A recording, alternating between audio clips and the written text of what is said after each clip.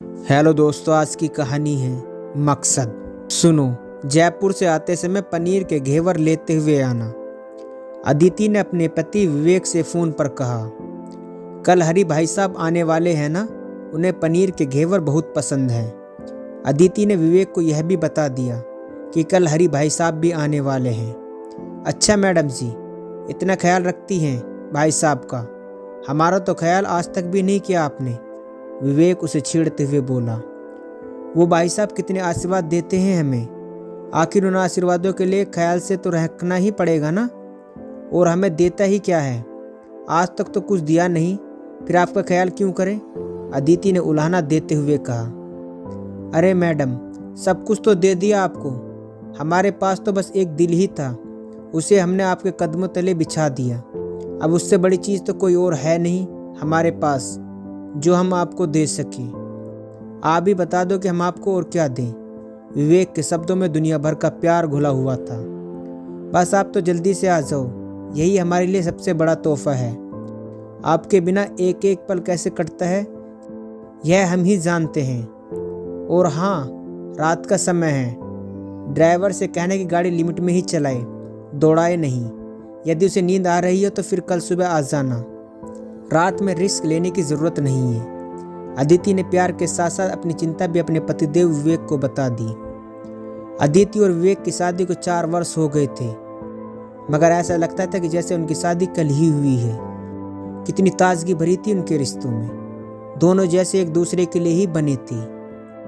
विवेक एक आर्किटेक्ट था और अपने काम का मास्टर। वह अलग अलग शहरों में वह अपने काम के सिलसिले में जाता ही रहता था। अदिति कंप्यूटर इंजीनियर थी और पार्ट टाइम जॉब करती थी घर से ही। दोनों खूब छन रही थी। अचानक रात को 12 बजे अदिति के पास फोन आया। कोई पुलिस वाला था, कह रहा था कि विवेक का एक्सीडेंट हो गया था, अब वह अस्पताल में भर्ती है जोधपुर में। अदिति को एकदम से सांप सूंघ गया, लेकिन हिम्मत करके वह खड़ी हुई और तुरंत गाड़ी निकालकर सीधे अस्पताल भागी। जब वह अस्पताल पहुंची तो इमरजेंसी में विवेक भर्ती था। उसे अब होश आ गया था, सारा शरीर खून में नहाया हुआ था उसका। अदिति ने जैसे विवेक को इस हालत में देखा, वह खुद पर नियंत्रण नहीं कर पाई और फपक कर रो पड़ी। नर्स उसे लेकर बाहर आ गई। अपने पर कंट्रोल कर वह फिर से विवेक के पास चली गई। शरीर पर घावों के निशान हल्के ही थे, मगर डॉक्टर यह आशंका जता रहे थे कि विवेक की रीढ़ की हड्डी टूट चुकी है और वो कमर से नीचे के भाग के लिए अपाहिज बन चुका है। अदिति के लिए खबर किसी सदमे से कम नहीं थी।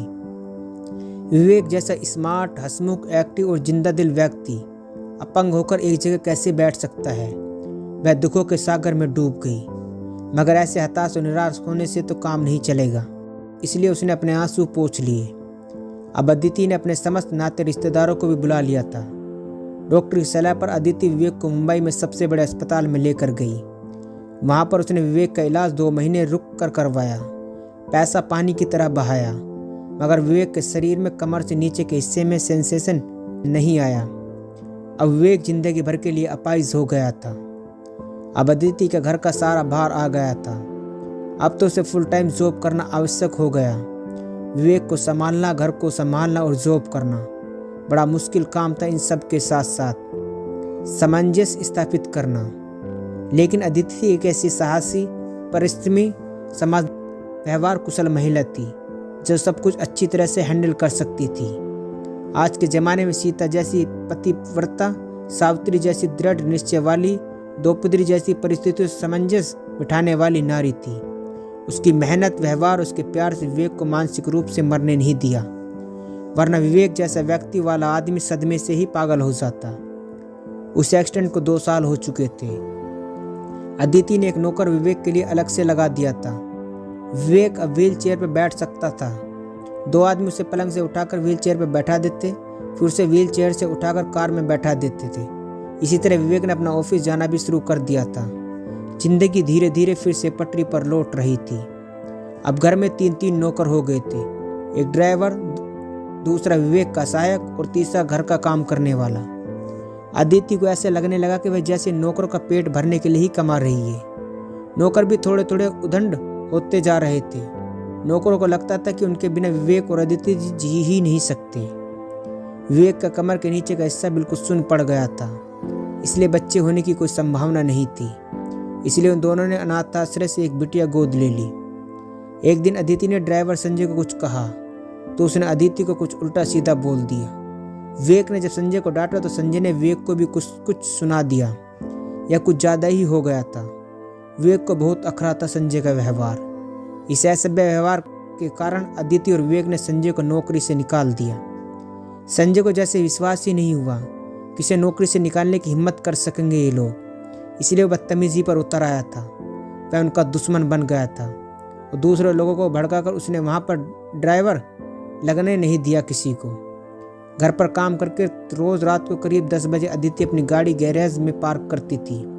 तब तक दोनों नौकर भी चले जाते थे। एक दिन रात को करीब 10:30 बजे गए थे। बिटिया सो गई थी।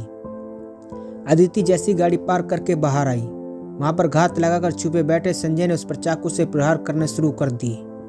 अदिति बचने के लिए वापस अपने घर के दरवाजे की ओर भागी, लेकिन संजय ने उसे पकड़ लिया।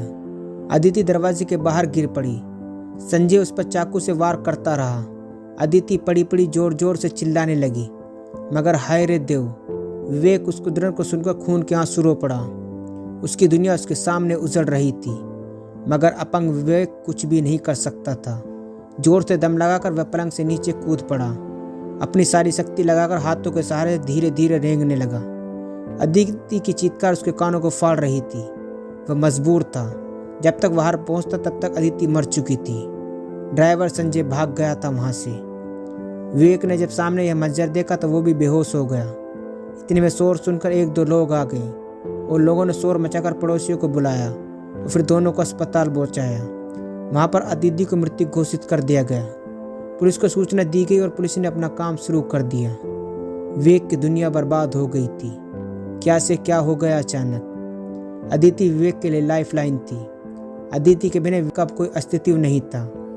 एक जिंदा दिल आदमी विवेक मृत्यु जैसा हो गया था। नियति के सामने किसका वश चलता है। नन्ही बिटिया फिर से अनाथ हो गई थी।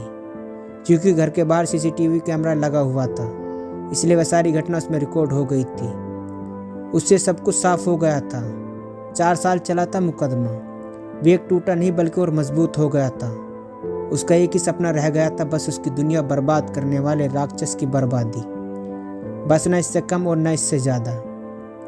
सारी ताकतें लगा दी थी उसने इसके लिए। आखिर वो दिन ही आ गया। आज उस मुकदमे का फैसला होना था। जज साहब कोर्ट में बैठे फाइल मंगवाई और फैसला सुना दिया। संजय को उम्र कैद की सजा सुनाई गई थी। विवेक वहीं फट पड़ा। फांसी क्यों नहीं दी उस राक्षस को। उसके शब्द आज भी उस न्याय के मंदिर में गूंज रहे हैं और न्याय व्यवस्था पर हंस रहे हैं। संजय ने केवल अदिति का ही खून नहीं किया, बल्कि विवेक की भी लगभग हत्या ही कर दी थी। नन्ही बिटिया का सारा संसार उजाड़ दिया था, मगर जज का निर्णय तो अटल था। इस फैसले से विवेक टूट गया था। उसे लगा जैसे अब जीने का कोई मकसद ही नहीं रह गया था उसके पास। मगर उसे याद आया कि नन्ही बिटिया के लिए तो जीना ही पड़ेगा उसे। अगले ही पल उसने फिर से एक और निश्चय किया। हाई कोर्ट से फांसी की सजा करवाऊंगा इसे। यह सोचकर उसके अंदर कुछ जान सी आई। उसे ऐसा लगा जैसे अब फिर से जीने का मकसद मिल गया है। निराश और आशा दोनों के साथ विवेक धीरे धीरे घर की ओर बढ़ने लगा। दोस्तों, बस इतनी सी थी ये कहानी। दोस्तों, कहानी अच्छी लगी हो तो चैनल को सब्सक्राइब करना ना भूलें।